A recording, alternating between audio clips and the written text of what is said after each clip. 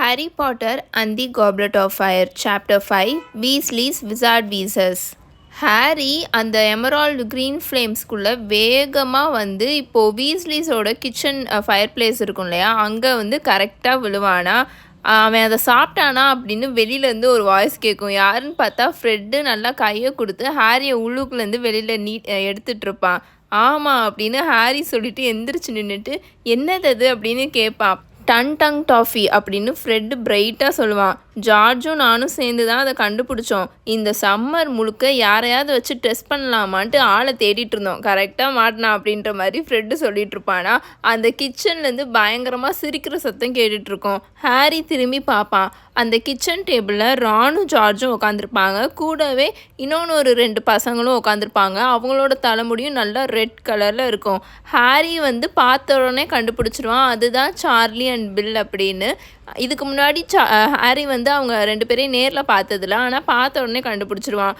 எப்படி இருக்க ஹாரி அப்படின்னு அதில் ஒரு பையன் எந்திரிச்சு நின்று நல்லா ஹாரியை பார்த்து சிரிச்சிட்டு ஹாரிக்கு வந்து அவனோட நல்லா நீளமான கையை கொடுத்து கை குலுக்குவானா. ஹாரிக்கு அவனை பார்த்து ஹாரியும் கை குலுக்குவான். கை கொடுத்துட்டு நல்லா இருக்கேன் அப்படின்ற மாதிரி சொல்லுவானா. ஹாரிக்கு அவனை பார்த்தோன்னே தெரிஞ்சிடும் இதுதான் சார்லி அப்படின்னு. சார்லி ரொமானியாவில் ட்ராகன்ஸ் பற்றி படிச்சுட்ருக்கான். நம்ம எல்லாருக்குமே நல்லாவே தெரியும். சார்லி பார்க்குறதுக்கு நல்ல ஜிம் பாடிடாக நல்லா மசில் வச்சு இருந்தான். ஆனால் பர்சி அண்ட் ரானை விட கொஞ்சம் ஷார்ட்டாக இருந்தான். ஆக்சுவலி என்னென்னா, இந்த வீஸ்லி பசங்க இருக்காங்களே, அவங்கள ரானும் பர்சியும் ரொம்ப ஹைட்டாக இருப்பாங்க. இது வரைக்கும் ஹாரி வந்து Ron and Percy and George and ஃப்ரெட்டை மட்டும் தானே பார்த்துருக்கான். ஸோ ரானும் பர்சியும் ரொம்ப எக்ஸ்ட்ரீம் ஹைட்டு. ஜார்ஜும் ஃப்ரெட்டும் ரான் அண்ட் பர்சியை விட கொஞ்சம் ஷார்ட்டாக இருப்பாங்க. அதே மாதிரி தான் இப்போ சார்லியும் ரான் அண்ட் நல்லா ஜார்ஜ் அண்ட் ஃப்ரெட்டு எந்த ஹைட்டுக்கு இருப்பாங்களோ அதே ஹைட்டுக்கு இருந்தான். விச் மீன்ஸ் ரான் அண்ட் பர்சியை விட கொஞ்சம் ஷார்ட்டாக இருந்தான். ஆனால் பாடிலாம் நல்லா மசில்டாக இருந்தது. அவன் பார்க்குறதுக்கே அவனோட ஷோல்டர்ஸ்லாம் நல்லா ப்ராடாக, பார்க்குறதுக்கு அவனோட ஃபேஸ் வந்து செம்ம ஹேண்ட்ஸமாக இருந்தது. அவனோட முகத்தில் வந்து நிறையா ஃப்ரெக்கிள்ஸ் இருந்தது. ஏன்னா அவன் ரொமானியாவில் வேலை பார்த்துட்ருக்கான்ல, ஸோ அங்கே வந்து ஃபுல்லுமே நல்ல வெயில் அடிக்கும். ஸோ நல்லா அவனோட பாடி அண்ட் ஃபேஸ் ஃபுல்லாக நல்லா டேன் ஆகி பார்க்குறதுக்கே செம்ம ஹேண்ட்ஸமாக இருந்தான். ஸோ அவனோட கை இருக்கு இல்லையா, அதெல்லாம் நல்லா மசில் வச்சு நல்லா ப்ராடாக இருந்தது, நல்லா பெருசாக இருந்தது அவனோட கையெல்லாம். அவன் கை கொடுக்கும்போது ஹாரி பார்ப்பான், அவனோட கையில் அங்கங்கே நல்லா ஒரு மாதிரி பேர்ன் மார்க்ஸ் இருக்கும்ல, தீ காயம் அந்த மாதிரிலாம் இருந்தது. பில்லும் எந்திரிச்சு நின்று சிரிச்சுக்கிட்டே ஹாரிக்கு வந்து கை கொடுப்பான். பில்லை பார்த்தபோது தான் ஹாரிக்கு செம்ம ஷாக்கிங்காக இருந்தது.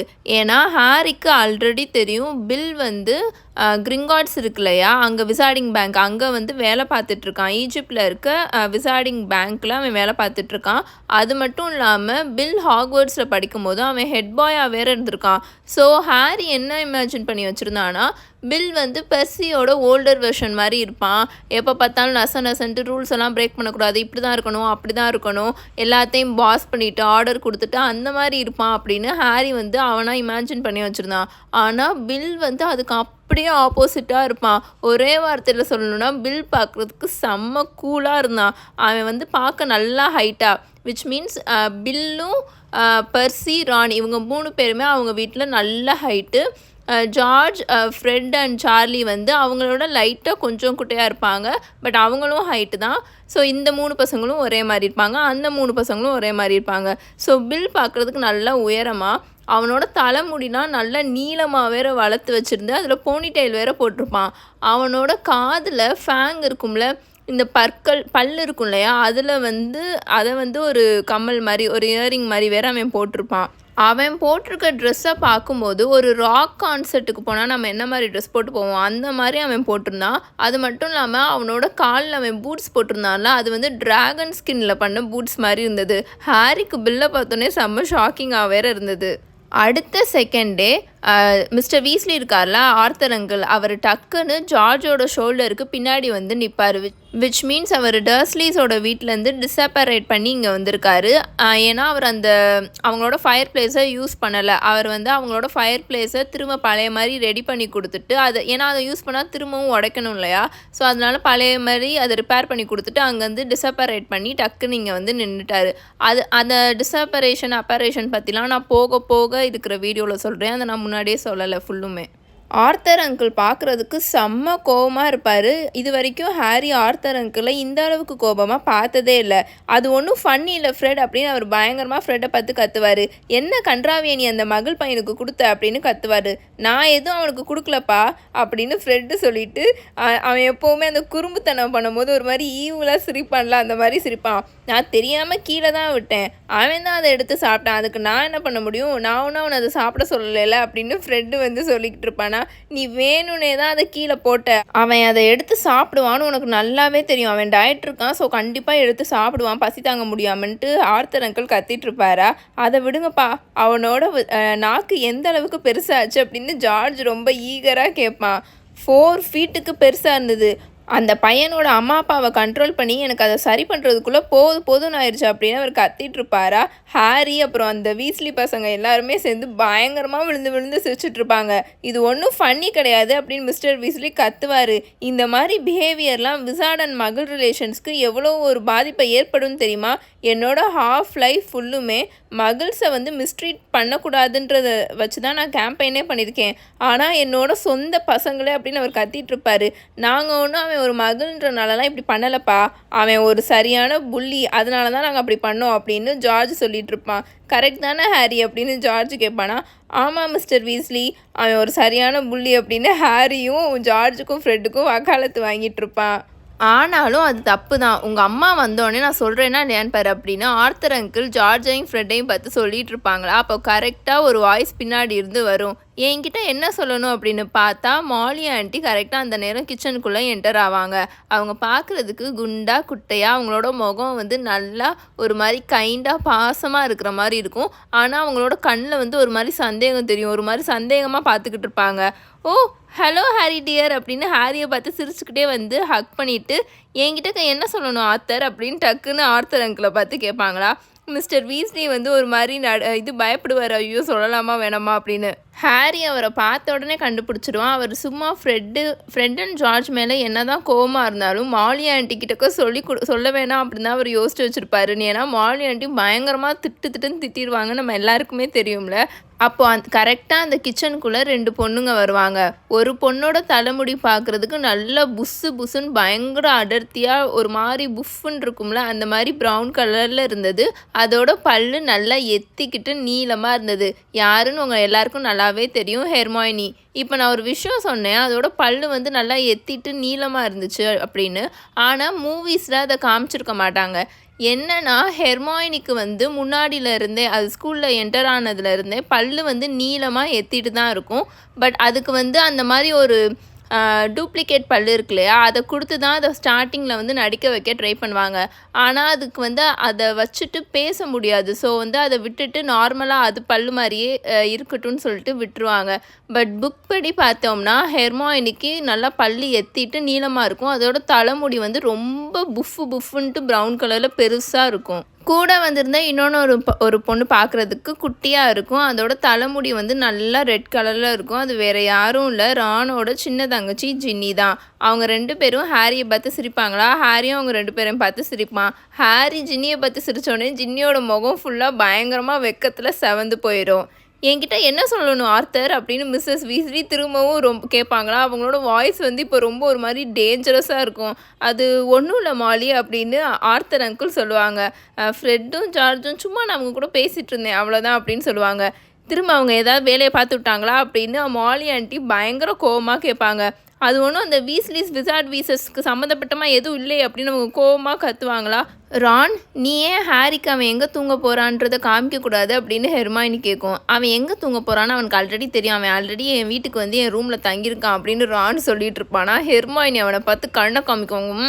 அப்படின்னு ஒரு மாதிரி செய்யுமா. ஓ ஓகே அப்படின்னு சொல்லிட்டு, வா ஹாரி நீ எங்கே தூங்க போகிறேன்னு நான் உனக்கு காமிக்கிறேன் அப்படின்னு சொல்லிட்டு ரானும் ஹாரியும் அங்கேருந்து எஸ்கேப் ஆவாங்களா. ஹெர்மாயினியும் ஜின்னியும் அங்கேருந்து கலருவாங்க. நாங்களும் வரோம் அப்படின்னு கூடவே ஜார்ஜும் சொல்லுவானா. நீங்கள் 2 பேரும் எங்கேயும் போகக்கூடாது அப்படின்னு மாலி ஆண்டி கோவமாக சொல்லுவாங்க. அங்கேருந்து ஹாரி, ரான், ஹெர்மாயினி, ஜின்னி 2 பேரும் கிச்சன்லேருந்து வந்து அந்த சிக்ஸாக்காக ஸ்டெப்ஸ் இருக்கும்ல, அதில் ஏறி ரானோட ரூமுக்கு போயிட்டுருப்பாங்களா. விசார்ட் வீசஸ்னால் என்ன அப்படின்னு ஹாரி கேட்பானா. ரானும் ஜின்னியும் பயங்கரமாக சிரிச்சிட்ருப்பாங்க. ஆனால் ஹெர்மாயினி சிரிக்கவே சிரிக்காது. ஃப்ரெட் அண்ட் ஜார்ஜ் ரூமை க்ளீன் பண்ணும்போது அம்மா அவங்க ரூம்லேருந்து நிறையா ஒரு ஸ்டாக் ஆஃப் ஆர்டர் ஃபார்ம்ஸை கண்டுபிடிச்சிருக்காங்க. அதில் ஃபுல்லுமே அவங்க இன்வென்ட் பண்ண அவங்க கண்டுபிடிச்ச சும்மா ஸ்டஃப்போட ப்ரைஸ் லிஸ்ட்டாக இருந்தது. எல்லாமே ஜோக் ஸ்டஃப் தான். சும்மா அந்த ஃபேக்காக இருக்கிற மந்திரக்கோள், அப்புறம் ட்ரிக் ஸ்வீட்ஸு, இந்த மாதிரி நிறைய ஜோக் பண்ணுற மாதிரி நிறையா ஸ்டஃப்ஸாக அதில் இருந்தது.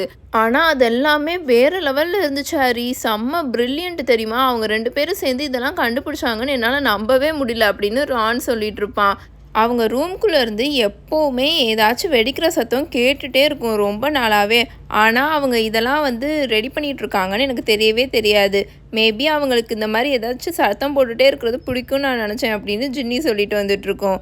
ஆனால் ஒரு சில ஸ்டஃப்ஸ் தான் கொஞ்சம் நார்மலாக இருக்குது ஹாரி. மித்த எல்லாமே ரொம்ப டேஞ்சரஸாக இருக்குது அப்படின்னு ரான் சொல்லிகிட்ருப்பான். உனக்கு ஒன்று தெரியுமா? அவங்க 2 பேரும் சேர்ந்து ஹாக்வர்ட்ஸில் இதெல்லாம் விற்கிறதுக்கு பிளான் போட்டிருக்காங்க. அவங்க கண்டுபிடிச்ச இந்த மாதிரி ஜோக் ஸ்டஃப்லாம் ஹாக்வர்ட்ஸில் விற்று அதுலேருந்து காசை அதை சேமிக்கலான்னு அவங்க பிளான் போட்டிருந்தாங்க. ஆனால் அம்மாவுக்கு இது தெரிஞ்சோடனே பயங்கரமாக டென்ஷன் ஆகிட்டாங்க. அவங்களோட அந்த ஆர்டர் ஃபார்ம்ஸ் எல்லாத்தையுமே அம்மா நெருப்பு வச்சு ஃபுல்லத்தையும் எரிச்சிட்டாங்க. அம்மா எக்ஸ்பெக்ட் பண்ண மாதிரி அவங்க 2 பேரும் அவுல்ஸ்லையும் ஒழுங்காக மார்க் வாங்கலை. அதனால அம்மா செம்ம கோவத்தில் இருந்தாங்க அப்படின்னு ரான் சொல்லிட்டு இருப்பான். அவுல்ஸ் பற்றி நமக்கு எல்லாமே நல்லாவே தெரியும். அதுதான் ஆர்டினரி விசார்டிங் லெவல்ஸ். அது ஹாக்வர்ட்ஸ் ஸ்டூடெண்ட்ஸ் அவங்க 15 வயசு இருக்கிற போது அவங்க எழுத வேண்டிய எக்ஸாம். அது பெரிய சண்டையே வந்துருச்சு. அம்மா ஜார்ஜும் ஃப்ரெட்டும் அப்பாவை மாதிரியே மினிஸ்ட்ரி ஆஃப் மேஜிக்கில் ஒர்க் பண்ணணுன்ட்டு எக்ஸ்பெக்ட் பண்ணுறாங்க. ஆனால் ஜார்ஜும் ஃப்ரெட்டும் ஓனாக அவங்களோட ஜோக் ஷாப்பை ஓப்பன் பண்ணுறது தான் அவங்களோட எய்மாக இருக்குன்னு சொல்லிட்டாங்க அப்படின்னு ஜின்னி சொல்லிட்டு வந்துட்டுருக்கோம். அப்போ அவங்க மேலே நடந்து போகும்போது கரெக்டாக 2nd ஃப்ளோரில் இருக்க ரூம் ஓப்பன் ஆகுமா, டோர் ஓப்பன் ஆகும். பார்த்தா உள்ளுக்குள்ளேருந்து பெர்சி வந்துட்டுருப்பான். அவனோட முகம் ஒரு மாதிரி எரிச்சலில் இருக்கிற மாதிரி இருக்கும். ஹாய் பெர்சி அப்படின்னு ஹாரி கூப்பிடுவானா. ஓ ஹலோ ஹாரி அப்படின்னு பெர்சியும் கூப்பிடுவான். என்னடா இங்கே வெளியிலேருந்து ஒரே சத்தமாக வந்துட்டுருக்குன்னு பார்த்தேன். நான் உள்ளுக்குள்ளே ஒர்க் பண்ணிகிட்ருக்கேன் தெரியுமா? ஃபுல்லாக நிறைய ரிப்போர்ட் ரெடி பண்ண வேண்டியது இருக்குது. ஆனால் வெளியிலேருந்து அந்த பக்கமும் இந்த பக்கமும் ஸ்டெப்ஸில் நடந்துக்கிட்டே இருக்கிற மாதிரி சத்தம் கேட்டுகிட்டே இருக்குது. நான் எப்படி கான்சென்ட்ரேட் பண்ணி வேலை பார்ப்பேன் அப்படின்னு பெர்சி சொல்லிக்கிட்டு இருப்பானா. நாங்கள் ஒன்றும் அந்த பக்கமும் இந்த பக்கமும் ஓடிக்கிட்டு இருக்கல அப்படின்னு ரான் சொல்லிக்கிட்டு இருப்பான். நாங்கள் ஒன்றும் உன்னோட மினிஸ்ட்ரி ஆஃப் மேஜிக்கில் நீ வேலை பார்க்குற டாப் சீக்ரெட் எல்லாம் டிஸ்டர்ப் பண்ணலை அப்படின்னு ரான் நக்கலாக கிண்டல் பண்ணி சொல்லிட்டு இருப்பானா. நீ என்ன ஒர்க் பண்ணிகிட்ருக்க பெர்சி அப்படின்னு ஹாரி கேட்பான். டிபார்ட்மெண்ட் ஆஃப் இன்டர்நேஷ்னல் மேஜிக்கல் கோஆப்ரேஷனுக்கு ஒரு ரிப்போர்ட் ரெடி பண்ணிகிட்ருக்கேன் அப்படின்னு பெர்சி சொல்லிகிட்டு இருப்பானா. நாங்கள் கால்ட்ரனோட திக்னஸ் அந்த அடர்த்தியை கொஞ்சம் இன்னும் கொஞ்சம் திக்காக ஆக்கலான்ட்டு நான் ஒரு ரிப்போர்ட் ரெடி பண்ணிகிட்ருக்கேன். இந்த ஃபாரின்லேருந்து இம்போர்ட் ஆகி நம்ம நாட்டுக்குள்ளே வர்றதெல்லாம் ரொம்ப ஒரு மாதிரி தின்னாக இருக்குது. அதனால நிறைய லீக்கேஜஸ்லாம் ஏற்படுது. ஸோ ஒரு வருஷத்துக்கு கிட்டத்தட்ட 3% இந்த மாதிரி லீக்கேஜ் இன்க்ரீஸ் ஆகிட்டு போயிட்டுருக்கு அப்படின்னு பெர்சி சொல்லிட்டு இருப்பானா. ஆமாம், இப்போ இந்த ரிப்போர்ட் இந்த உலகத்தையே மாற்ற போகுது. டெய்லி ப்ராஃபிட்டில் ஃப்ரண்ட் பேஜில் கால்ட்ரன் லீக்ஸ் நினச்சி பாருங்களேன் அப்படின்னு ரான் கிண்டல் பண்ணிகிட்டு இருப்பானா. பெர்சிக்கு முகம்லாம் செவந்து போகும். நீ என்னத்தை வேணால் சொல்லு ரான். இன்டர்நேஷ்னல் லாவெல்லாம் இம்போஸ் பண்ணலைன்னா நம்ம ஊர் மார்க்கெட்டில் குப்பையாக இருக்கிற பொருட்களும் ரொம்ப ஒரு மாதிரி டேஞ்சரஸாக இருக்கிற பொருட்கள் தான் நிரம்பி வழியும் அப்படின்னு பெர்சி சொல்லிட்டு இருப்பானா. சரிப்பா அப்படின்னு ரான் சொல்லிட்டு அவங்க 4 பேருமே அங்கேருந்து நகர்ந்து போயிடுவாங்களா. பெர்சி கோவமாக அவனோட டோரை சாத்திட்டு ரூம்குள்ளே போயிடுவான். இப்போது ரான் ரூம்குள்ளே ஹாரி, ஹெர்மாயினி, ஜின்னி, ரான் அவங்க 4 பேருமே உள்ளுக்குள்ளே வருவாங்களா. ரான் ரூம் முன்னாடி எப்படி இருக்குமோ அதே மாதிரி தான் இருந்துச்சு. அந்த ரூம் ஃபுல்லாக ஒரே அந்த ரானோட ஃபேவரட்டான கியூடிச் டீம் இருக்காங்களே, சட்லி கெனான்ஸ், அவங்களோட போஸ்டர்ஸாக இருந்தது. அவனோட சீலிங்லாம் கொஞ்சம் ஒரு மாதிரி ஸ்லாண்டிங்காக இறங்கி இருக்கும். இப்போ அந்த ஓரத்தில் முன்னாடி ஸ்கேபர்ஸ் இருக்கும். ஆனால் ஸ்கேபர்ஸ்க்கு பதிலாக இப்போது ஒரு குட்டி கேஜுக்குள்ளே ரானோட அந்த புது சின்ன ஆந்தை இருக்குல்ல, அது வேகமாக ஸ்பீடாக அந்த கேஜுக்குள்ளே அந்த பக்கமும் இந்த பக்கமும் பறந்துட்டு இருந்துச்சு. ரானோட ரூம்குள்ளே இப்போ 4 பெட் இருந்துச்சு. அப்போ தான் ரான் சொல்லுவான், இந்த மாதிரி ஃப்ரெட்டும் ஜார்ஜும் நம்ம ரூமில் தான் ஸ்டே பண்ண போகிறாங்க. அவங்களோட ரூமில் பில்லும் சார்லியும் யூஸ் பண்ணுறாங்க. அதனால் அவங்க 2 பேர் நம்ம கூட தான் ஸ்டே பண்ண போகிறாங்கன்னு ரான் சொல்லிட்டு இருப்பானா. அப்போ வாயை மூடு பிக் அப்படின்னு ரான் அந்த ஆந்தையை பார்த்து கத்துவான். ஏன்னா அது நான் ஸ்டாப்பாக கத்திட்டு அதோட கேஜுக்குள்ளே ஆட்டம் போட்டுட்ருக்கோம். நீ எதுக்காக அந்த ஆந்தையை பிக்குன்னு கூப்பிடுற அப்படின்னு ஹாரி ரான் கிட்ட கேட்பானா. ஏன்னா அவன் ஒரு சரியான முட்டாள். அதோட ப்ராப்பரான நேம் பிக் விஜயன் ஹாரி அப்படின்னு ஜின்னி சொல்லும். ஆமாம், அதுதான் ஒரு ஸ்டூப்பிடான நேம் அப்படின்னு ரான் சொல்லுவான். ஜின்னி தான் அதுக்கு பேர் வச்சா. அந்த ஆந்தை ரொம்ப ஸ்வீட்டாக இருக்குன்னு ஜின்னி நினைக்கிறா. ஆனால் எனக்கு செம்ம கடுப்பாக வருது. நான் சொல்கிற எதையுமே அது கேட்கவே மாட்டேது. எப்போ பார்த்தாலும் சேட்டை பண்ணிக்கிட்டே இருக்கு அப்படின்னு ரான் சொல்லிட்டு இருப்பானா. நான் திரும்ப வேறு பேரை மாற்றலான்னு தான் நினச்சேன். ஆனால் அது பிக்குன்னு கூப்பிட்டா தான் அது ரெஸ்பாண்டே பண்ணுது. அதனால நான் விட்டுட்டேன் அப்படின்னு ரான் சொல்லுவான். ஹாரிக்கு ரானை பற்றி நல்லாவே தெரியும். அவன் ஸ்கேபர்ஸ் இருக்கும்போதும் இப்படி தான். ரான் வந்து ஸ்கேபர்ஸை திட்டிக்கிட்டே இருப்பான். இது இப்படியே இருக்குது, ஒன்றுமே செய்ய மாட்டேது, தூங்கு முஞ்சாவே இருக்குது, அது இதுன்னு ஸ்கேபர்ஸை திட்டிகிட்டே இருந்தான். ஆனால் க்ரூக்ஷாங்க் வந்து ஸ்கேபர்ஸை அட்டாக் பண்ண ஆரம்பித்தோடனே ரான் வந்து ரொம்ப ஒரு மாதிரி டென்ஷன் ஆயிடுவான். அட்டாக் பண்ணுது அப்படி இப்படின்னு ஹெர்மாயினி கிட்ட பயங்கரமாக சண்டை போட்டான். என்ன தான் அவனுக்கு பிடிக்கலனாலும் அவன் பாசமாக தான் இருப்பான். ஸோ ஹாரிக்கு இப்போ நல்லாவே தெரியும் ரான் வந்து என்ன தான் அந்த பிக்விஜினை வந்து பயங்கரமாக திட்டினாலும் அவன் வந்து பாசமாக தான் இருப்பான் அப்படின்ட்டு. இது எரோலையும் ஹெர்மிஸையும் சரியாக எரிச்சல் பண்ணுது. எரோல் அண்ட் ஹெர்மிஸ் பற்றி நம்ம ஆல்ரெடி பார்த்துருக்கோம்ல. எரோல் வந்து வீஸ்லி ஃபேமிலியோட அந்த பழைய ஆந்தை, ஹெர்மிஸ் வந்து பெர்சியோட ஆந்தை. அதனால தான் இதை வந்து நான் என் ரூம்குள்ளேயே வச்சுருக்கேன் அப்படின்னு ரான் சொல்லிட்டு இருப்பானா. க்ரூக்ஷாங்க் எங்க அப்படின்னு ஹாரி ஹெர்மாயினி கிட்ட கேட்பான். அது வெளியில் கார்டனில் இருக்குதுன்னு நினைக்கிறேன். அது கார்டன் நோம்ஸை துரத்திக்கிட்டே இருக்குது. இது வரைக்கும் அதை பார்த்ததே இல்லை, அதனால தான் அப்படின்னு ஹெர்மாயினி சொல்லிகிட்டு இருக்கோம். பெர்சிக்கு அவனோட ஒர்க் ரொம்ப பிடிச்சிருக்கா அப்படின்னு ஹாரி வந்து ரான் கிட்ட கேட்டுட்ருப்பானா. அப்போ ரான் சொல்லுவான், பிடிச்சிருக்கா? ஐயோ அவன் பயங்கரமாக அப்சஸ் ஆகி போயிருக்கான். அப்பா மட்டும் பெருசுக்கிட்ட கெஞ்சி அவனை வீட்டுக்கு கூப்பிடலன்னா அவன் வந்திருக்க கூட மாட்டான். எப்போ பார்த்தாலும் வேலை வேலை வேலைனே தான் இருக்கான். அக்கார்டிங் டு மிஸ்டர் க்ரௌச் என்ன சொன்னார்னா, மிஸ்டர் க்ரௌச்சோட ஒப்பீனியன் படி மிஸ்டர் க்ரௌச் என்கிட்ட என்ன சொன்னார்னா, இப்படியே தான் எப்போ பார்த்தாலும் பேசிகிட்டே இருக்கான் அப்படின்னு ரான் சொல்லிகிட்டு இருப்பான். உனக்கு சம்மர் எப்படி போச்சு ஹாரி அப்படின்னு ஹெர்மாயினி கேட்கும். நாங்கள் கொடுத்துவிட்ட ஃபுட் பார்சல்லாம் கரெக்டாக உனக்கு வந்து சேர்ந்துச்சா அப்படின்னு கேட்டுட்ருக்குமா. தேங்க் காட், நல்ல வேலைக்கு நீங்கள் அந்த ஃபுட் பார்சல்லாம் எனக்கு கொடுத்து விட்டீங்க, இல்லைன்னா நான் அவ்வளோதான் அப்படின்னு ஹாரி சொல்லிகிட்டு இருப்பான்.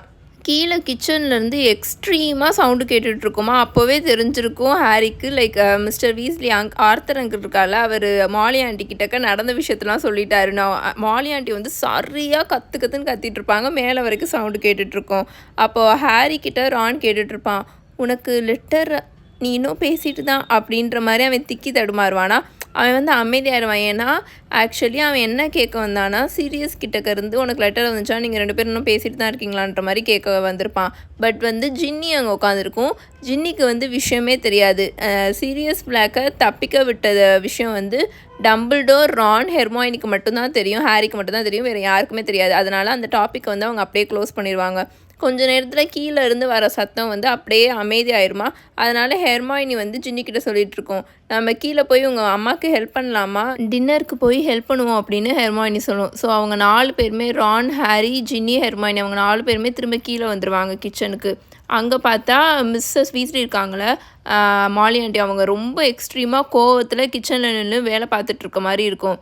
நம்ம எல்லோரும் வெளியில் கார்டனில் தான் சாப்பிட போகிறோம் அப்படின்னு அவங்க சொல்லுவாங்களா இவங்க கீழே வந்தோடனே. ஏன்னா இந்த ரூம் வந்து 11 பேருக்கு வந்து கரெக்டாக இருக்காது. நீங்கள் 2 பேரும் வெளியில் போய் இந்த பிளேட்ஸ் எல்லாம் அடுக்கி வைக்கிறீங்களா கேர்ள்ஸ் அப்படின்னு ஹெர்மாயினிக்கிட்டேயும் ஜின்னிக்கிட்டேயும் அவங்க சொல்லி பிளேட்ஸை கொடுத்துடுவாங்க. வெளியில் பில்லும் சார்லியும் டேபிளில் செட் பண்ணிகிட்ருக்காங்க, அவங்களுக்கு போய் ஹெல்ப் பண்ணுங்கள். நீங்கள் 2 பேரும் இந்த ஸ்பூன்ஸ் அண்ட் ஃபோர்க்ஸ் எல்லாம் எடுத்துகிட்டு போங்க அப்படின்னு அவங்க ரானையும் ஹாரியை பார்த்து சொல்லுவாங்களா. அப்புறம் கொடுத்துட்ருவாங்க. ஆனால் மாலி ஆண்டி வந்து பயங்கர கோவத்தில் சமைச்சிட்ருப்பாங்க. அவங்க 2 பேரும் ஏன் தான் இப்படி பண்ணுறாங்கன்னு தெரியல. எப்போ பார்த்தாலும் ஏதாச்சும் சேட்டை பண்ணிவிட்டு ஏதாவது பிரச்சனை இழுத்து விட்டுட்டு ஒரு ஆம்பிஷனும் இல்லாமல், அவங்களுக்கு என்ன மூளையாக இல்லை, இருக்கிற மூளையை நல்லா யூஸ் பண்ணால் நேரத்துக்கு அவங்க எந்த அளவுக்கு வந்திருக்கலாம்.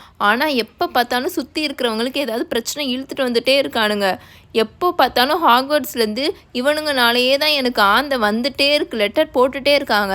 என் பசங்களுக்கு எல்லாத்துக்கும் சேர்த்து போட்ட லெட்டரை விட இவங்க 2 பேர்த்துக்கும் தான் எனக்கு நிறைய லெட்டர் வந்திருக்கு ஹாக்வர்ட்ஸில் இருந்து. இப்படியே இவனுங்க 2 பேரும் பண்ணிட்டு இருந்தானுங்கன்னா இம்ப்ராப்பர் யூஸ் ஆஃப் மேஜிக் ஆஃபீஸ்லேருந்து இவங்க 2 பேரையும் பிடிச்சிட்டு போயிடுவாங்க அப்படி இப்படின்னு கத்திட்டு மாலி ஆண்டி கோவமாக அவங்களோட மந்திரக்கோலை வச்சு அங்கே இருக்கிற எல்லாத்தையும் அவங்க அப்படி தானே சமைப்பாங்க. லைட்டாக மந்திரம் போடுவாங்க, எல்லாம் தானாக கிண்டிகிட்டு இருக்கும். அப்புறம் கீழே டஸ்ட்பின் வந்து எல்லாத்தையும் கூட்டிகிட்டு இருந்தது. டஸ்ட்பினும் பேனு அந்த ப்ரூம் ஸ்டிக்லாம் அதுவாகவே கூட்டிகிட்டு இருந்தது. அப்புறம் ஒரு கட்லரி ட்ராயரில் பார்த்து வேகமாக அவங்க மந்திரக்கோலை எடுத்து அங்கே அதில் இருக்கிற நைஃப்ஸு, ஸ்பூன்ஸு, ஃபோர்க்ஸ் எல்லாத்தையும் பறந்து போய் ஹாரியோட கையிலையும் ரானோட கையிலையும் வேகமாக விழுந்துட்டு இருந்துச்சு. அவங்க பயங்கரமாக கோமா பண்ணிட்டு இருந்தாங்க. ஓ நாட் அகெயின் அப்படின்னு அவங்க பயங்கரமாக திரும்ப கத்துவாங்களாம். என்னன்னு பார்த்தா ஒரு ஃபேக் வேண்ட் இருக்கும், அது டக்குன்னு வந்து எலியா மாறுமா. அவங்க செம்ம கோவமாக கத்திட்டு இருப்பாங்க.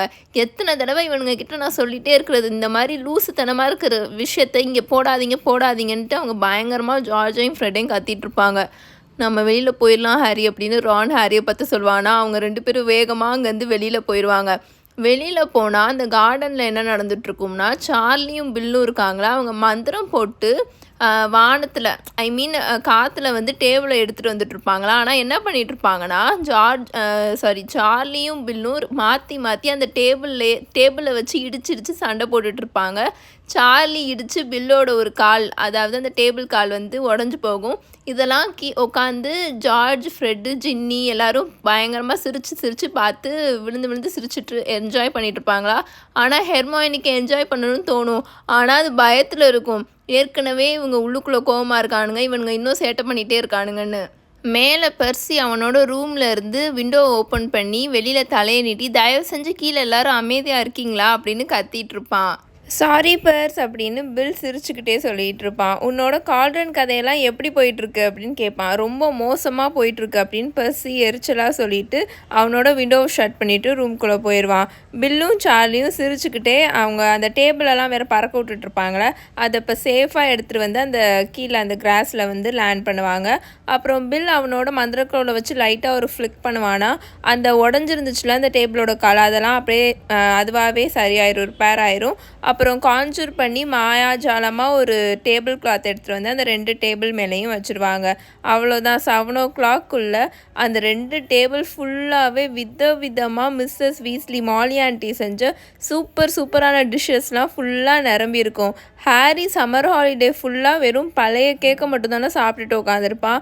ஸோ அவனுக்கு இந்த டிஷ்ஷஸ்லாம் பார்க்கும்போது அவ்வளோ ஒரு சந்தோஷமாக இருக்கும். நல்லா என்ஜாய் பண்ணி சாப்பிட்டுட்டு இருப்பான். அந்த டேபிளோட லாஸ்ட் அந்த கார்னரில் வந்து பெர்சி அப்புறம் மிஸ்டர் வீஸ்லி உட்காந்துருப்பார், ஆர்த்தர் அங்கிள் உட்காந்துருப்பாரா. பெர்சி வந்து ஆர்த்தர் அங்கிள் கிட்ட அந்த கால்ட்ரன் கதையை பற்றி தான் பேசிகிட்டு இருப்பான். நான் மிஸ்டர் க்ரௌச் கிட்ட டியூஸ்டேக்குள்ளே இது ரெடி ஆயிரும்னு சொல்லியிருக்கேன் அப்படின்ட்டு அவன் ரொம்ப அப்படியே ஜாலியாக ரொம்ப எப்படி சொல்கிறது பெருமையாக சொல்லிகிட்டு இருப்பான். ஆனால் அவர் எக்ஸ்பெக்ட் பண்ணதை விட நான் கொஞ்சம் சீக்கிரமாகவே முடிச்சு கொடுக்க தான் போகிறேன், அவர் வந்து என்னை நினச்சி ரொம்பவே பெருமைப்பட போகிறாரு அப்படின்ற மாதிரிலாம் அவன் சொல்லிகிட்டு இருப்பானா. ஏன்னா எங்கள் டிபார்ட்மெண்ட்டில் இப்போ எல்லாருமே எக்ஸ்ட்ரீமாக பிஸியாக இருக்கும். இந்த வேர்ல்ட் கப்புக்காக அரேஞ்ச்மெண்ட்லாம் பண்ணிகிட்ருக்கோம்ல, அதனால். அது மட்டும் இல்லாமல் இந்த department of magical games and ஸ்போர்ட்ஸ்லேருந்து எங்களுக்கு ஒரு சப்போர்ட் கூட வரதே இல்லை. அந்த லூடோ பேக்மேன் இருக்காரே அப்படின்னு பெர்சி இந்த ஒர்க் ரிலேட்டட் விஷயமா ஆர்த்தர் அங்கிள் கிட்ட உட்காந்து பேசிகிட்டு இருப்பானா. அப்போது ஆர்த்தர் அங்கிள் சொல்வார், எனக்கு லூடோவை ரொம்ப பிடிக்கும் அப்படின்னு ஆர்த்தர் அங்கிள் சொல்வாரா. அவர் தான் நமக்கு வேர்ல்ட் கப்புக்கு டிக்கெட் வாங்கி கொடுத்தாரு. ஆனால் நான் அவருக்கு முன்னாடி ஒரு சின்ன ஹெல்ப் பண்ணேன். அவரோட தம்பி இருக்கான்ல ஓட்டோ, அவன் ஒரு சின்ன பஞ்சாயத்தில் மாட்டிட்டான். லான் மோவரில் எக்கச்சக்கமாக மந்திரத்தை போட்டு வச்சுருந்தான். நான் வந்து அந்த விஷயத்த வந்து யாருக்கும் தெரியாமல் சரி பண்ணி கொடுத்தனால அவன் வந்து எனக்கு இப்போ ஹெல்ப் பண்ணியிருக்கான் அப்படின்ற மாதிரி ஆர்த்தர் அங்கிள் சொல்லிகிட்டு இருப்பார். இந்த லூடோ பேக்மேனுன்னு இப்போ சொன்னேன் இல்லையா, அந்த பேரெல்லாம் நல்லா நீங்கள் ஞாபகம் வச்சுக்கோங்க. அண்ட் பெர்த்தா ஜோர்கின்ஸ், மிஸ்டர் க்ரௌச், இவங்களோட பேரெல்லாம் மிஸ்டர் க்ரௌச்சில் 2 பேர் வருவாங்க, ஜூனியர் க்ரௌச் அப்புறம் அவங்க அப்பா அந்த மாதிரி வருவாங்களா. ஸோ நான் அந்த பேரெல்லாம் சொல்லும் போது நீங்கள் நல்லா ஞாபகம் வச்சுக்கோங்க. ஏன்னா இவங்களாம் இந்த புக்கோட ஒரு ரொம்ப இம்பார்ட்டண்ட்டான கேரக்டர்ஸ். ஆமாம், பேக்மேன் ரொம்ப நல்லவர் தான். எனக்கு கொஞ்சம் கூட புரியவே இல்லை அவர் எப்படி தான் அவரோட டிபார்ட்மெண்ட்டுக்கு ஹெட்டாக இருக்காருன்னு. மிஸ்டர் க்ரௌச்லாம் இந்த மாதிரிலாம் இருக்கவே மாட்டார். எங்கள் டிபார்ட்மெண்ட்லலாம் யாராவது இப்படி காணாமல் போனால் மிஸ்டர் க்ரௌச் பார்த்துட்டு சும்மாலாம் இருக்க மாட்டார்.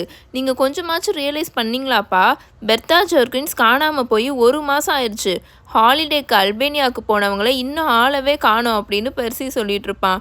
ஆமாம், நான் அதை பற்றி லூடோ கிட்ட கேட்டேன், அதாவது அந்த லூடோ பேக்மேன் கிட்ட.